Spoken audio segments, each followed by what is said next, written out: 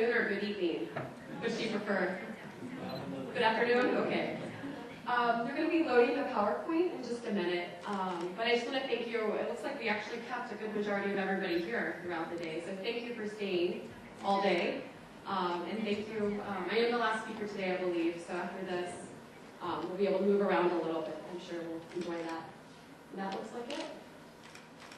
Very good. I'm going to be speaking today about some of the research I've been doing. I work in Shanghai for the University of Illinois, Urbana-Champaign College of Education, and I'm also a PhD student in Illinois.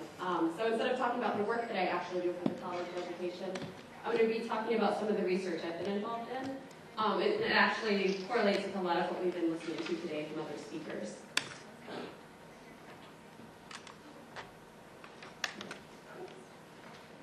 I'm not going to read all of this to you, but my background is actually in East Asian studies with a focus on Chinese language and Chinese history that way.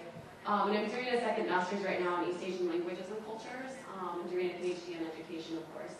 I worked for about 7 years before in different types of schools in China. So I worked for 3 years at provincial teaching training colleges, teaching Western education methods to future Chinese teachers. And then also at a private Canadian high school in Beijing that prepares Chinese students to go to Canada and the United States for university. And then I've been working for the Office of International Programs for the past 4 years for Illinois. The research I'm going to be talking about, the first part is a research group called the AUPC that I've been working in for the past 2 years at Illinois. And then the other two are research projects I'm doing in Shanghai. So the first one's looking at the counseling offices for Chinese students at international high schools or international curriculum divisions of Chinese high schools. And then also looking at a newly established liberal arts college in Shanghai and kind of looking at what is the purpose of a liberal arts college in China that way. So I'm not going to read all this to you because we know all of this. It's like most of you work in China, obviously in education. I didn't know who the audience would be, so I just want to explain a little background on Chinese high schools. I think everybody here probably knows all of these options. What I'm looking at here, though, are just the two options for most high school students, whether they want to go to a traditional Chinese high school curriculum, which we all know is very competitive, or the international curriculum options that have really been growing a lot rapidly in China that way. And then, of course, we've been talking about this today as well, the different international curriculum options, if they do opt for the international option in China. So we know there's, of course, the AP and the A-levels and the IB. There's German programs, French programs, all kinds of programs that students can choose from in China that way. And as we've also heard, some of these schools offer 2 to 3 of these systems at the same time, which gives a lot of variation and a lot of options for students. So of course we've also heard today about the large increase of international undergraduate students from China coming to the United States. This trend has been, of course, seen at the University of Illinois. And we've also heard about today the Open Doors reports, the different numbers, and the 30% increase in previous years that way. And this, like we've heard before today, it's continuing to increase, of course, in the future. Maybe not at 30%, but definitely continuing to increase. Part of the research group, it's called the American University Needs the Pacific Century Research Group. And it's a group of 4 professors from Illinois that got together. Nancy Abelman from anthropology, Suha Kwan, Tim Liao, and Adrian Lowe, all from sociology and Asian American studies. And they also involved undergraduate students and graduate students working together to try to find out how this increase is transforming our University of Illinois and other American universities.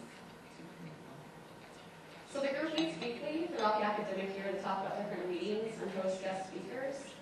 We also conduct ethnographic interviews with domestic students and international students to find out their experiences and faculty and staff. We do a lot of observations on campus, looking at how students interact in the dining halls and different student organizations. And then also we did a very large campus survey with about 12,000 of our 40,000 students replying about their experiences with international students. So what we were looking at in particular, with my research with this, were the academic preparations in terms of the high school experience that Chinese students have before they come to the University of Illinois. So for part of my research, I interviewed 12 undergraduate students from China, and 3 domestic students, and then 4 of our professors and staff at Illinois. What I found out that 11 of 12 of the undergrads from China that I interviewed didn't do international curriculum programs in China. And the one student that did it was actually a transfer student from Shanxi province. So to save time, I'm just going to share a little bit of some of the interviews I've been doing. I'm just going to skip over those, I think. This is just a transcript of one of the interviews I was doing with a student go. Actually, I will share just a little bit here. Okay. I'll keep going. No problem. So just a conclusion here from the interviews. With the continuing increase of students from China coming to the USA for undergraduate studies, it's more crucial to understand the different options they have for education in high school in order to know how they're then prepared for their higher education experience. Some of the future research questions I wanted to look at was looking more at the guidance provided by the schools and not the private agents in China, because that's a growth area within the private schools in China that way. So the current research I'm doing, like I said, is looking at the counseling offices and then the local arts college. I first really got into looking at the counseling offices based on an article in the Chronicle of Higher Education, and it was looking at the different advising offices and an article called College Advising in the Wild East. So the research questions I'm actually based within a counseling office in Shanghai at an international school. So I'm looking at what actual advice is being provided to the schools, and then how do these services differ from what the private agents are providing to students. And then for the local arts college in Shanghai, it's called the Xinwei College. It's located in Shanghai, outside of Shanghai a little bit. And there were a lot of articles this past summer and this fall about this school. They claim to be the first local arts college in China. And I'm interested in looking at, with Chinese students obviously being interested in engineering and business, why would a local arts education be appealing to them? And why would they want to have that in China rather than going to the United States or another country? So these are some of the articles that the schools then written about them.